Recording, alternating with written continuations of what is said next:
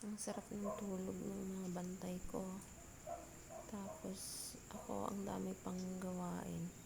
Luging-lugi ako nito Sila yung mga natutulog sa labas ng bakod. Yung pinapakain ko gabi-gabi, si Doggy Puti at Lolo Dog. Ito naman, sa labas ng bahay, ayaw pumasok to ng bahay si Brownie. Si Mami Doggy, pagdating ng hating gabi, nakabukas na yung cage niya. Tapos si Jackie, ito, papasok na sa cage niya. Naamang ka din ha. Si Mami Doggy ang nakabitaw, Brownie. Tapos ito naman, ito sa loob. Kung nakabuka ka pa.